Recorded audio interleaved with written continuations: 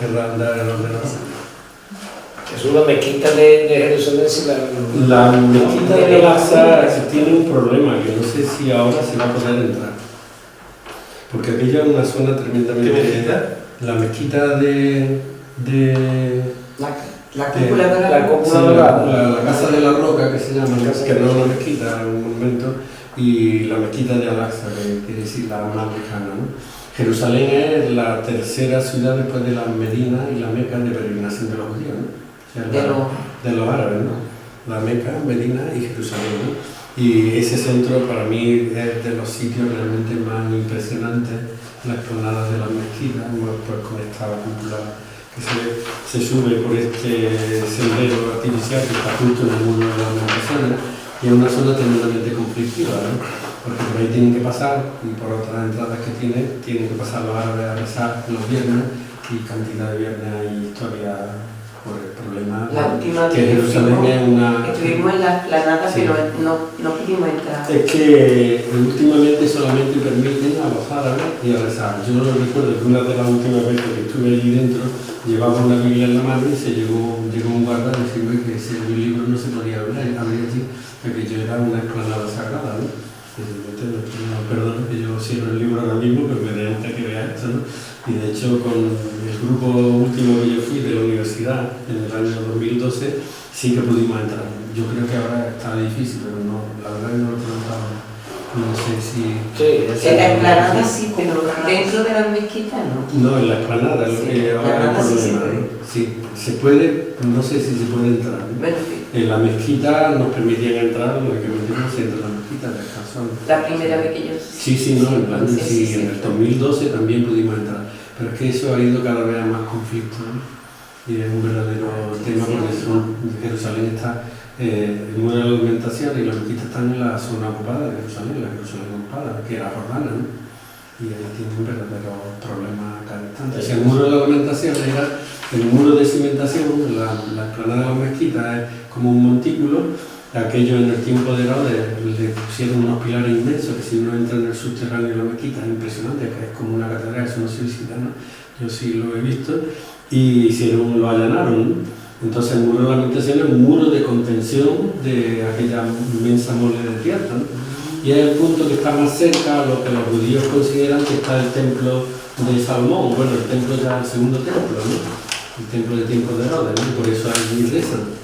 Entonces el muro de la alimentación es el lugar más próximo, pero ese lugar más próximo está dentro de la explanada del templo, si es que hay algo, ¿no? Porque eso, la verdad es que el templo de Salomón fue de Herodes, fue una de las maravillas del mundo, de entonces, en su tiempo, ¿no? Dice Flavio Josefo que trabajaron 10.000 sacerdotes, porque allí no podían trabajar más que sacerdotes, no albañiles normales, era un lugar sagrado.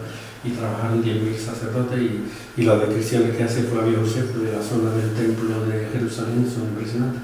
Veremos una mezquita en el Museo de Israel, que antes estaba en un hotel de todo Jerusalén, como pudo ser, un poco con imaginación, la Jerusalén de tiempos de Jesús, ¿no?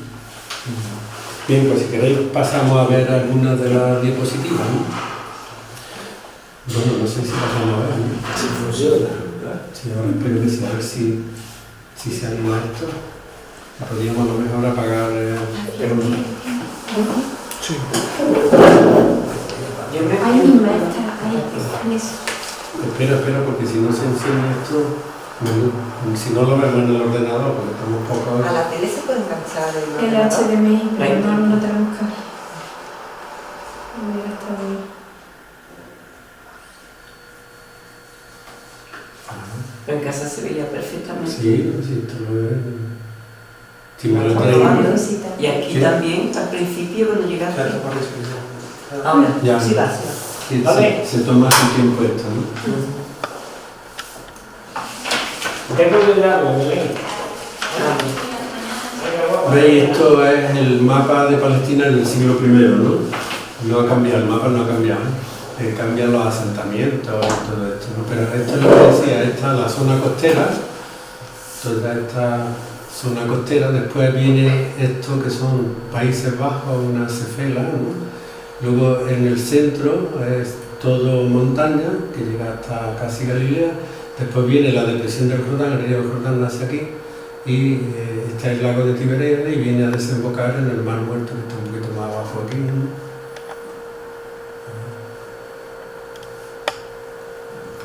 Mejor, ¿no?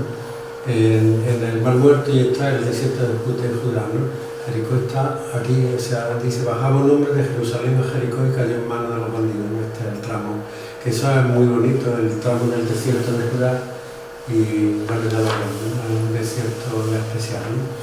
Muy formado en muchas colinas, de forma que en cualquier colina las peregrinaciones en tiempo de Jesús, desde Jericó a Jerusalén, se organizaban con su propia policía militar, porque había muchos bandidos allí y el tema era claro, era un desierto de muchas colinas, de tierra de arenisca dura, y detrás de cualquier colina te puede salir un bandido, ¿no?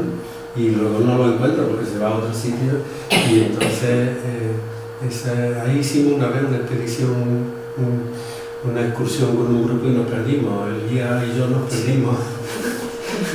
Menos más que no se lo dijimos a la gente, porque le dijimos a los tuyos, usted nos espera allí en aquel lado y nosotros vamos allí, pero que vaya, es que no había un caramago para orientarse, ¿no?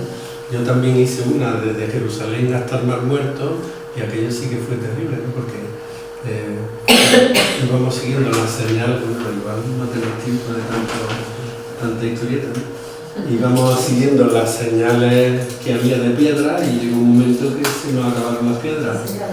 Y entonces íbamos 4 y había piedras, llevamos un plano entero de sendero y se nos acabaron las piedras. Y veníamos 4, entre ellos había un vasco, que se ponía de acuerdo con un argentino que había sido educado en Alemania y que era cuadriculado, y el vasco decía, ¡oh, Jesús, el Mar Muerto está allí! Y el otro le decía, pues mi mapa no se ve, y yo me subía al primer montículo que encontraba y decía, allí se ve una señal, pum, íbamos para la señal. Pero ya llegamos aquí justo a esta zona del Mar Muerto y lo que había era un corte inmenso y el mar, ¿no? Parte de desierto que rodea el mar, y era ya por la y había un letrero que indicaba la salida, pero yo recuerdo que nos quedaba un huevo pasado por agua y no sé qué más, y yo dije, mira, vosotros, yo me lo voy a comer por si acaso, ¿no? O si queréis lo compartimos antes de morirnos, ¿no? Y total, ya se nos hizo de noche, pero a mí se me ocurrió mirar a acá el indicador, ¿no? Y el indicador, el viento lo había cambiado. Entonces vimos todas las posibilidades dando la vuelta y encontramos un sendero, ya uno de los 4 iba con mar de desierto, o sea que cambió la orientación, y entre 2 lo bajamos por aquel sendero y me decía, Jesús, yo no sé para qué lado he hecho los pies, digo, pues échalo para adelante porque vamos a ir todos. Y al final pues nos salieron con metralletas los judíos porque había un kibutz allí y creían que nosotros éramos alguien que iba a hacer algo malo al kibutz, ¿no? ¿Qué es un kibutz? No, un kibutz es una especie de, digamos, una especie como de aldea de los judíos para cultivar la tierra, ¿no? Con un tipo de organización muy comunitaria. Ahora ya eso es distinto, porque ahora es kibutz capitalista y kibutz, pero entonces sí hubo un movimiento de kibutz que fue mucha gente de toda Europa y del mundo allí a trabajar los kibutz, y allí pues lo que llevaban era una especie de vida comunitaria con los niños. De autogestión, ¿no? Sí, eso ha ido bastante a menos, pero sigue habiendo. Y con sus sistemas educativos, o sea, aparte Sí, eso de todo, lo tenían todo, sí, eran como comunidades. eran bastante autónomos. Agrícolas, ¿no? Comunidades agrícolas, pero en torno, digo, a unos terrenos, y allí pues cultivaban y vivían de eso de forma comunitaria, ¿no? La idea era bonita, que no significa los que están reunidos, ¿no? Un grupo de gente que se reúne para hacer algo, ¿no? Bien, pues ya llegamos a aquel sitio y nos dieron alojamiento, pero los judíos estaban de fiesta y no dormimos nada toda la noche. Un escándalo terrible en el kibutz aquel. Así que esa fue una aventura de Bien, veis, entonces nosotros haremos todo esto. Aquí está Betania, Belén, Jerusalén, Jericó. Además aún no iremos porque está Jafo, que está cerca de Tel Aviv, Cesarea Marítima, que tiene un templo, un teatro y un estadio impresionante romano, ¿no? A Samaria no vamos a entrar porque es muy peligrosa, porque ahí hay zonas, todo esto casi son territorios ocupados y hay muchos problemas, incluso con el turismo, ¿no? Pero de ahí pues ya llegaremos a Nazaret, Caná, Tiberia, Genesaret, Cafarnaúm, y pasaremos seguramente con el barco hasta la otra orilla porque haremos un paseo en barco por el mar de Tiberíades o el lago de Tiberíades. Bien, esto es lo que vamos a ver. Así está feo verlo, ¿no? Quiero decir que no parece un mapa para hacernos una idea. A ver si veo aquí, no puedo salir yo de aquí. Esto es, ya la vamos a ver, no sé qué tiempo tenemos, porque tampoco quiero yo cansar de... esto es Tel Aviv desde bastante alto, desde el aeropuerto, ¿no? Una ciudad moderna. Sí, Tel Aviv es una ciudad moderna, claro, sí. Ahí tenemos una ciudad aeroespacial, ese es el avión uno de los aviones que nos dejaron algunas de las veces que hemos ido, pero esto es lo que no quiero yo que pase tan rápido. Bien, de Tel Aviv iremos al Monte Carmelo, que está en Haifa, para visitar la gruta de Elías, que se llama, hace tiempo que historiano, pero tiene un paisaje muy bonito, porque además allí también está la gruta, desde allí se ve Haifa, es el puerto de Haifa, y vemos el santuario de los Bahá'í. No sé si habéis oído hablar de ese movimiento de los Bahá'í, que es una especie de movimiento sincretista que lucha por la paz en el mundo, pero que es como una religión. Bueno, a ellos no les gusta que se llame religión, que tiene su fundador, que es Bahá'í, ¿no? Y que tienen aquí su Vaticano, ¿no? El Vaticano. En Córdoba tenemos un periodista que es Francisco González, que es Bahá'í, ¿no? de este movimiento. De ahí pasaremos a Tiberia. En Tiberia se rememora, se recuerda el cenotafio, la tumba vacía de Maimónides, ¿no? Cuando Maimónides murió en Egipto, hay una leyenda que dice que colocaron su cadáver encima de unos bueyes que lo llevaban, y allí donde se pararon es donde lo enterraron, ¿no? Y los bueyes, pues, según la leyenda, se pararon en Tiberia. Pero en Tiberia no hay nada histórico respecto a Maimónides, es simplemente la leyenda, ¿no? Este es lo que se llama Tiberia el Bajo, ¿no? Los judíos han hecho siempre que han ocupado un terreno, pues si hay una ciudad como Tiberia, pues arriba, en lo alto, aquí han hecho otra, ¿no? Y lo han hecho con fines siempre militares. Es decir, si hay que invadir, se invade. Ahora ya no, porque ya con esta guerra también que las cosas estén arriba y abajo, ¿no? Pero antes, estratégicamente, han ido ocupando los lugares altos sobre, y eso ha tenido también la función de ir ahogando a la población árabe y que se vaya yendo, ¿no? O sea que en Tiberíades había como 40.000 cristianos y quedan muy poca gente ya de cristianos, porque han ido muchos, han emigrado a América, se han ido porque la vida les resultaba imposible. Eso a través un judío ahí rezando en la tumba vacía, en el cenotafio de Maimónides, ¿no? Esta es la iglesia de la... Voy a identificar los sitios, nada más, no voy a contar la historia, porque si es que como cuenten mucho ya, no se va a animar nadie. No vamos. A lo mejor. Manolo, tú preparas una sopa esa del camino ese.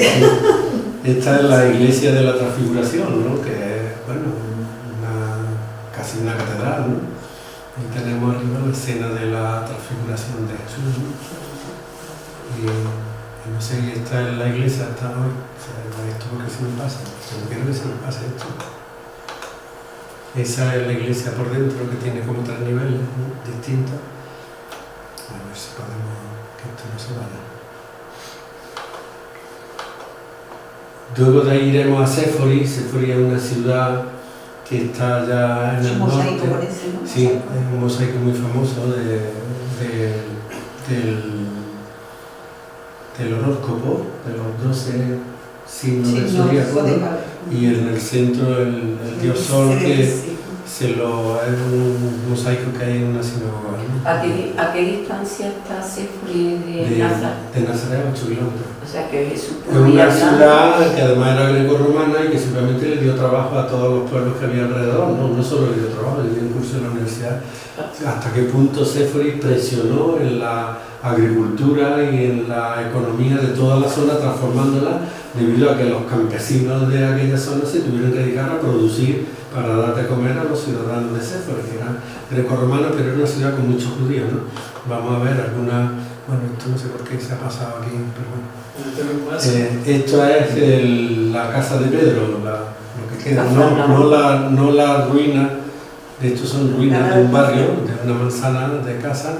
Aquí, en esta especie de satélite que yo decía, pues han conservado pues, todos los restos que ha habido de distintas iglesias en torno a esa sala que se considera la casa de Pedro, ¿no? Y esto hay una cristal desde arriba, hay unos cristales y se ve, eso es lo que queda de ese piso que se fue, de esa sala que se fue rodeando de distintas iglesias cada vez en un perímetro mayor a lo largo del tiempo, pero que eso permaneció incólume y que pertenece al siglo I. Eso por las monedas que se encuentran, por la estratigrafía, está probado que era siglo I de nuestra era, ¿no?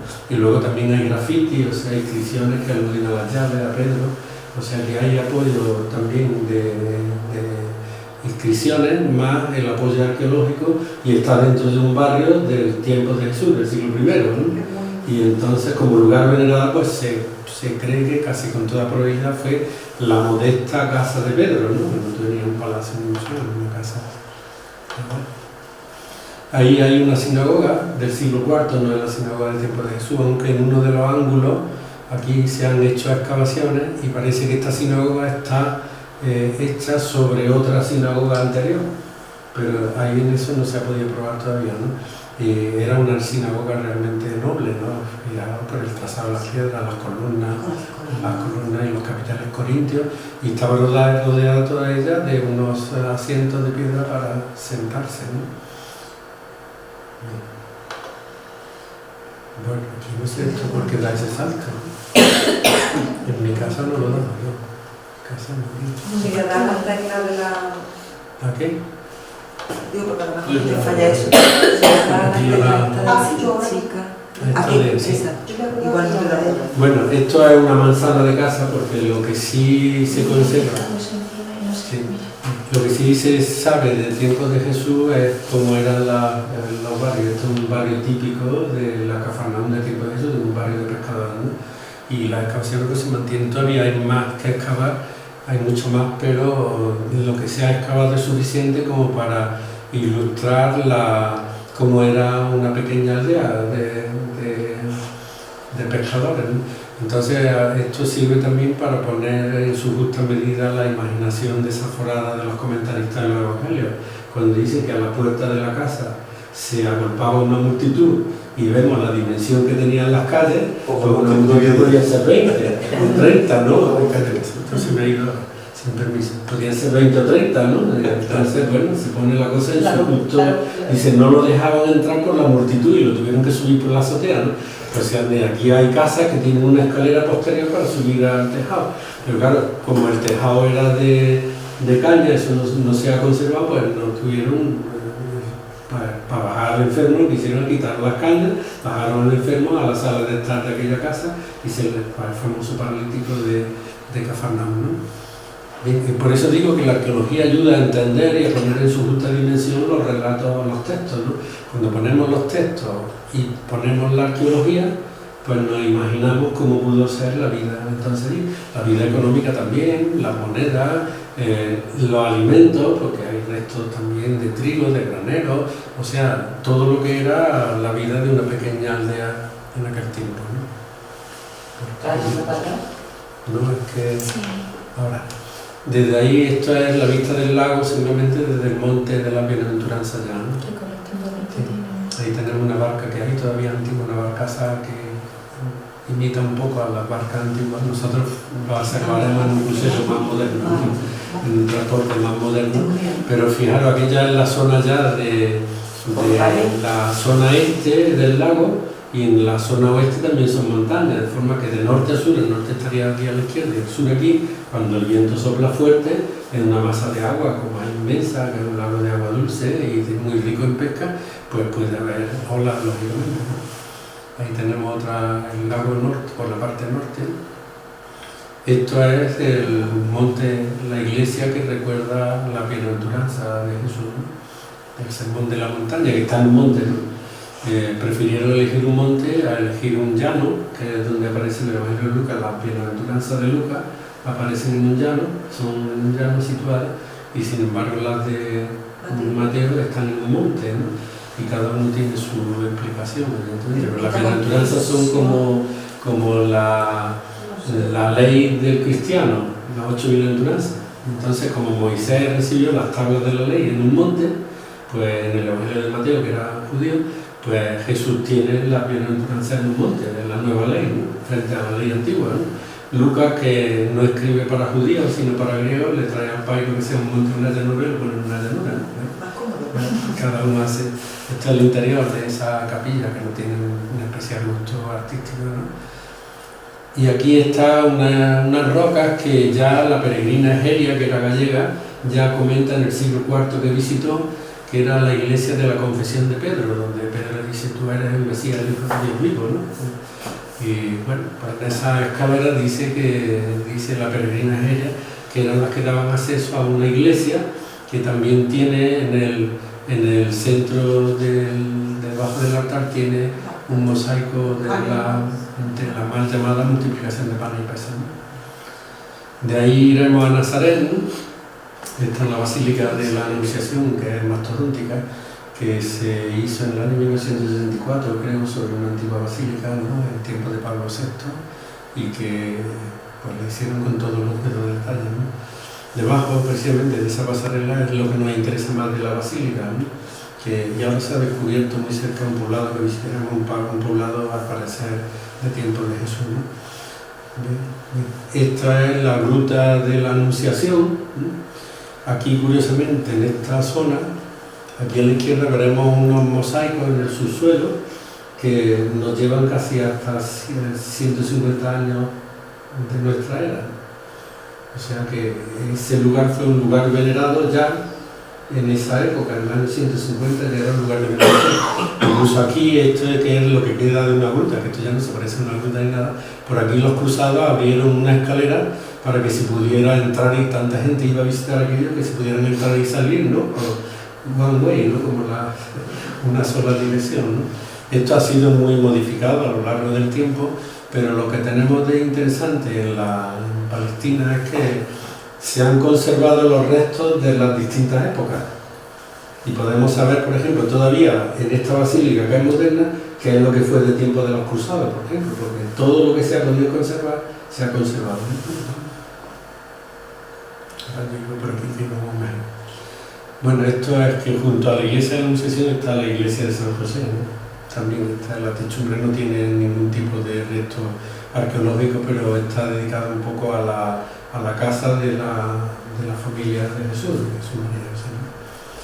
Estos son las excavaciones de Séforis, que serán realmente muy interesantes porque es una ciudad grecorromana con muchos mosaicos, con una sinagoga, con un teatro, un anfiteatro, un teatro que está muy restaurado en la parte baja, pero en la parte de arriba que está todavía la roca, ¿no? Y que posiblemente Jesús visitó esa ciudad. Sí. Para mí eso me llamó la atención, porque la primera vez que fuimos no estaba excavada esa ciudad. No. Y es una ciudad moderna, romana, o sea que...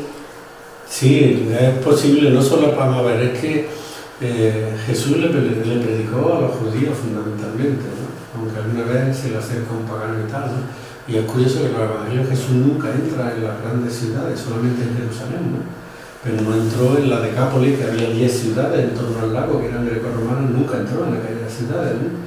Jesús es un predicador de aldeas, ¿no? O sea que va predicando por los pueblos, mientras que Pablo es un predicador urbano, ¿no? Pablo de Tarso va de ciudad en ciudad, ¿no? Sin embargo, Jesús iba de aldea en aldea. Y solamente al final de su vida sube a Jerusalén, y allí ya tiene un enfrentamiento con el poder establecido, tanto del templo como político, y muere, ¿no? Pero su vida la pasó casi entera en torno al lago, ¿no? de Genesaret. Entonces ahí es posible que si tenían que trabajar, pues trabajaban para esta ciudad, porque está a 8 kilómetros de Nazaret, ¿no? O sea que, y Nazaret no era una aldea como para dar de comer así mucho, aparte de esa economía de subsistencia que hay en las pequeñas aldeas, ¿no? Hay un mosaico muy interesante, ¿no? Que esto le llaman la Gioconda de Séforis, ¿no? Que se ha conservado, es precioso, ¿no? ¿Tú estuviste en esa ciudad? ¿Qué? ¿Tú estuviste en esa ciudad? Yo ya no me acuerdo, estoy mal. ¿En qué año ¿Veis? Aquí hay restos del Cardo Máximo, ¿no? Es que eso Pero... Se ve que esto era una no sola. estaba excavado. era una zona de comercio, de tiendas, ¿no? Con sus columnas, por tanto porticadas, y tenemos el Cardo Máximo de tiempos de los romanos. Allí está, me parece que es una casa noble que hay, en fin, veremos, visitaremos. También hay una torre del siglo XIV, pero bueno, una ciudad cuyas excavaciones nos han hecho descubrir un poco cómo funcionaba la economía en Galilea, ¿no? Gracias a estos descubrimientos, porque entonces era una economía puramente de subsistencia. Sin embargo, estas ciudades llevaban ya consigo también trabajadores artesanos, había muchos otros gremios de trabajo distintos a lo que era el trabajo puramente agrícola. Esto hemos ido ya a la costa, estamos en Acre, una ciudad que fue con una fortaleza inmensa de los cruzados que visitaremos. Esto estaba totalmente enterrado en tierra, ¿no? Se descubrió, y esto es el comedor que tenían los cruzados, ¿no? Un magnífico sitio para comer, no sé cómo andaría de frío aquello, hicieron una fortaleza impresionante. Una de las cosas que más llama la atención, como estando tan poco tiempo los cruzados, pudieron hacer tanta edificación, ¿no? Y tanta edificación impresionante, ¿no? Esta columna es que la han tenido que rodear porque se estaba viniendo abajo, le han puesto un corsé de hierro, ¿no? Para que no se venga abajo. Pero vamos, en esa fortaleza estamos seguros, no se caen. Otro detalle de las columnas, ¿no? Después ya esto está en Cesarea, esto está en el mar, ¿ya? En Cesarea del Mar Marítima, que hay un acueducto que tenía 20 kilómetros para llevar agua hasta la ciudad de Cesarea. Quedan una parte buena del acueducto. Esta es la ciudad de Cesarea, estas son las zonas, todas las zonas de excavaciones. Esta está en la misma costa, ¿no? Este es el anfiteatro de Cesarea, casi totalmente reconstruido sobre el anfiteatro original. Ahí tenemos algunos de los vomitorios de este teatro, de los pasillos para acceder al graderío. Ahí tenemos un estadio que se conservan todavía asientos, ¿no? Y esto es una piedra, esta es copia, ¿no? El original está en el museo, pero es una piedra que es un testimonio precioso del tiempo de Poncio Pilato, ¿no? De forma que es un personaje histórico. Lo sabemos por los evangelios, lo sabemos por Flavio Josefo, pero también tenemos constancia aquí, ¿veis? Aquí pone Pilatus, ¿no? Entonces esa piedra pues es un apoyo a lo que sabemos por los textos y por los evangelios, ¿no? De forma que, bueno, de ahí bajaremos hasta el desierto de Judá, y esto es Masada, esa fortaleza de la resistencia judía. Aquí los judíos fueron atacados asediados en primer lugar por los romanos, y luego entraron, pero prefirieron morirse, como aquí matarse a ser matados, ¿no? Cuando llegaron pues ya habían muerto todos, ¿no? Esto fue en tiempos de Jesús un palacio de Herodes, en 3 niveles. Herodes no era judío y tenía miedo a dejar de ser rey de modo no natural, no muriéndose, sino asesinado, matado. Y entonces se hizo unos palacios en el desierto impresionantes, ¿no? Este es uno de ellos que se conserva. Esto, imaginaron, ahí se ve todo el desierto, parte del desierto de Judá, y por aquí, por este lado, está el Mar Muerto, ¿no? Esto era prácticamente inexpugnable, ¿no? Solo pudieron conquistarlo los romanos a base de asediar a la población hasta que se quedaron sin víveres y ya no tenían más medio que rendirse o matarse, ¿no? Aquí subiremos en teleférico funicular, ¿no? Y yo creo que, mira, aquí se ve esta maqueta en la que se ve que Herodes se hizo el palacio en 3 niveles, 1, 2 y 3 niveles, ¿no? Pero totalmente, ya digo, como algo totalmente inexpugnable. Hoy se puede subir andando, ¿no? Hay un camino para subir andando, pero se recomienda subir en teleférico. Yo por lo menos no. Bueno, a lo mejor de senderismo estaría bueno, pero lo que pasa es que si es sol, allí el calor es impresionante. En marzo tendrá una temperatura bastante buena, ¿no? Aquí vemos, esto es lo que se ve, parte de lo que se ve desde la fortaleza. Ahí está el Mar Muerto, la última activación del Mar Muerto, y aquí todavía queda el resto de un campamento militar romano, ¿no? Del asedio, ¿no? con restos arqueológicos. Eso no se visita. Ahora ha habido una cosa interesante que es por... bueno, pero eso es en otro programa, ¿no?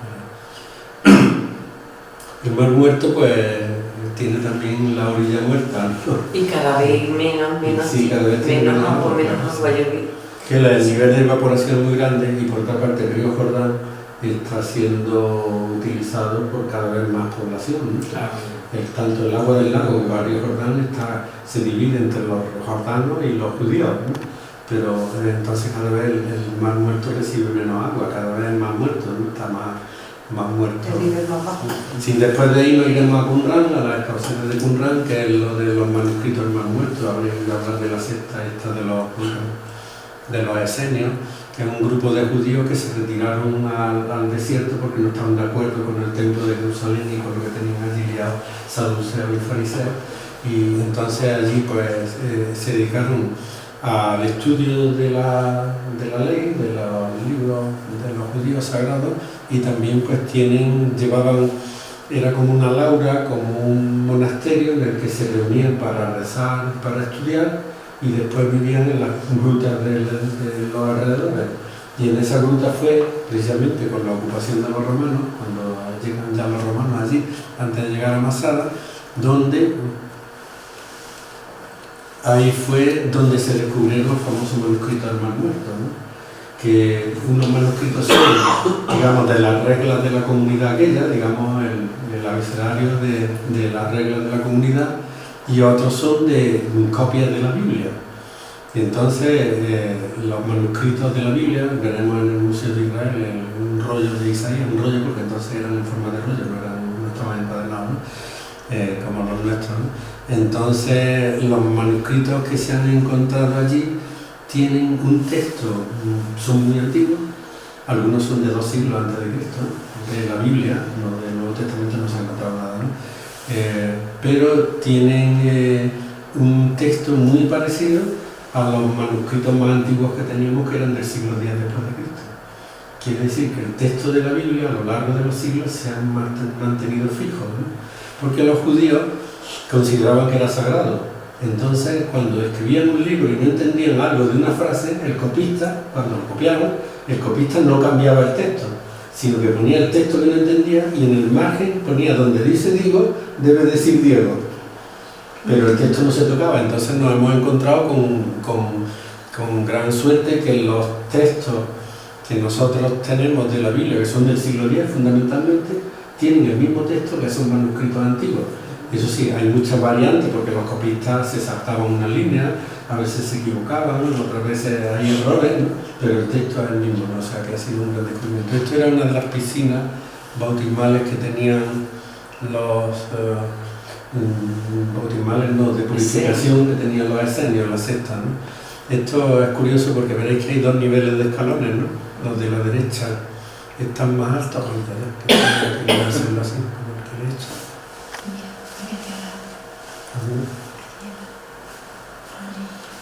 Porque habitualmente no utilizo el... Sí, esa, sí, dale para abajo.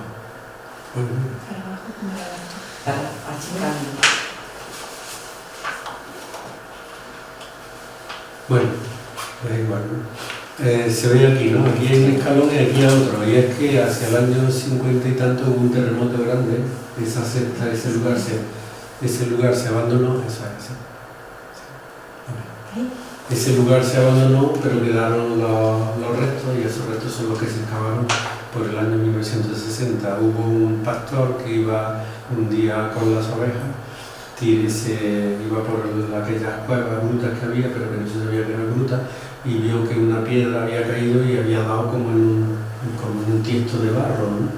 Y al día siguiente entonces volvió y se descolgó por allí y encontró los primeros rollos de Mar Muerto. O sea, estos monjes o estos judíos, cuando se fueron, como sus libros eran sagrados, no los destruyeron, sino que los metieron en una jarra de barro y las dejaron en las cuevas, ¿no? Y a partir de ese momento pues, hubo toda una fiebre de manuscritos, y hubo manuscritos que se encontraron en Nueva York revendiéndome, que los rescataron para el Museo de Israel, ¿no? Y ahora,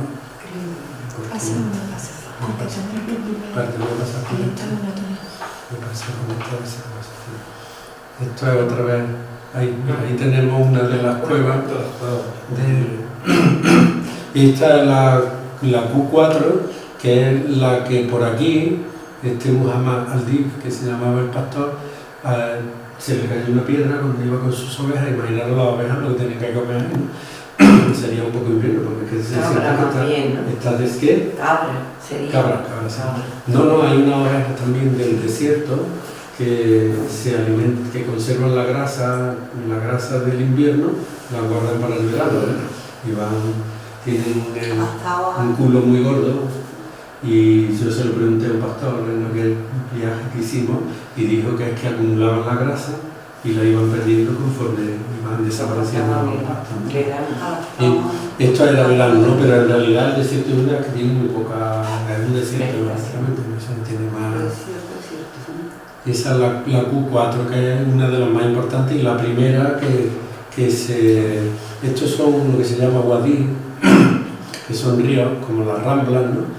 Que cuando llueve pues realmente es muy peligroso andar por ahí no llueve casi nunca, ¿no? Pero son como las Ramblas en Cataluña, ¿no? Que se lleva, cuando han hecho los pueblos en sitios de Rambla, pues cuando viene el agua y se ha visto eso, se lleva los ahí tenemos, esto era uno de los para acueducto, ¿no? Para llevar el agua hasta el monasterio, ¿no? Yo pasé ahí verdadero pánico porque hay 5 metros que antes se podían, para pasar de aquí a aquí había que atravesar 5 metros agachados, rozándole a uno en la espalda eso, y yo lo pasé muy mal, no me acuerdo, pero bueno, ahora últimamente he ido también a una cueva de esta y también pasé un rato, digo, lo pasamos todo porque era horroroso el salir de aquel agujero en una cueva, ¿no? Bien, ahí tenéis, eso lo han puesto artificialmente, pero ese es el tipo de jarras que se quita la tapadera, se meten los rollos de los libros ahí y se han conservado muy bien los manuscritos a lo largo de los siglos, ¿no? Porque la temperatura en las cuevas es uniforme, entonces no ha tenido. Bueno, cuando se dice se han conservado bien es que se han conservado, ¿no? Pues una de las pruebas que hice cuando estudié allí en Jerusalén es que en una mesa me ponían pedacitos de manuscritos a ver si podíamos unir alguno que otro, que eso era era imposible unir los planos. Ahora lo hacen de otra forma, ¿no? Es más fácil, que ahora todo eso se ha informatizado y entonces se ponen todos los trozos en la mesa y se buscan las letras, pero porque el ordenador reconoce las letras y va buscando letras y partes de letras, ¿no? Entonces eso ha progresado mucho, pero entonces cuando yo estudié había que hacer los ojos, ¿no? De forma que si uno lograba montar una línea, yo creo que ya te daban el doctorado, ¿no? O sea, no tenía que seguir estudiando. Sí, un puzzle totalmente. Esto es la Basílica de Belén, ¿no? Tenía una puerta mucho más alta, tuvo otra más pequeña aquí, y tiene esta pequeña porque esa la hicieron un tiempo los cruzados para que no entrasen los caballos, ¿no? A la iglesia, ¿no? Entonces, como en Galicia, ¿no? El botafumeiro ese pues no tiene más que esa función de hacer respirable el agua de aquellos peregrinos que venían de tanto tiempo y llegaban a la basílica sin lavarse ni peinarse, ¿no? Y entonces, pues ahí para que los caballos no entrasen, hicieron la puerta un poco más pequeña, ¿no? Hay otra imagen de la misma entrada. Esto ya hemos ido al sur, vamos hasta Marbella. Esta es la escalera de acceso a la roca, a la capilla del nacimiento, y esa es la estrella en la que dice aquí nació Jesús de Nazaret. Después subiremos hasta el monte Tabor, este es el monte de la Transfiguración, y entre medias visitaremos una de las fortalezas más impresionantes de Herodes en el desierto, que es el Herodum, que se llama, donde en esta parte de abajo, es que esto no se sale de la pared, claro, yo quería que se saliese, ¿no? Pero no sale, ahí se encuentra la tumba de Herodes. El descubrimiento, Flavio Josefo decía que Herodes fue enterrado y fue llevado al Herodium, a su fortaleza, cuando murió, y curiosamente se ha encontrado ahí la tumba y el catafalco, al parecer, del tiempo de Herodes, ¿no? Yo la última vez que estuve dejé aquí a la gente y me fui iluso de mí a ver si me dejaban entrar en las excavaciones, pero antes de llegar a 50 metros me dijeron, ¿usted a dónde va? Arriba, que esto aquí no se puede visitar. No sé si ahora se podrá visitar. Lo que hizo Herodes fue vaciar este monte, ese monte que hemos visto, ¿no? No lo hemos visto el tamaño. Vaciarlo, y aquí se hizo todo eso tiene torreones. ¿Dónde le damos para quitarlo?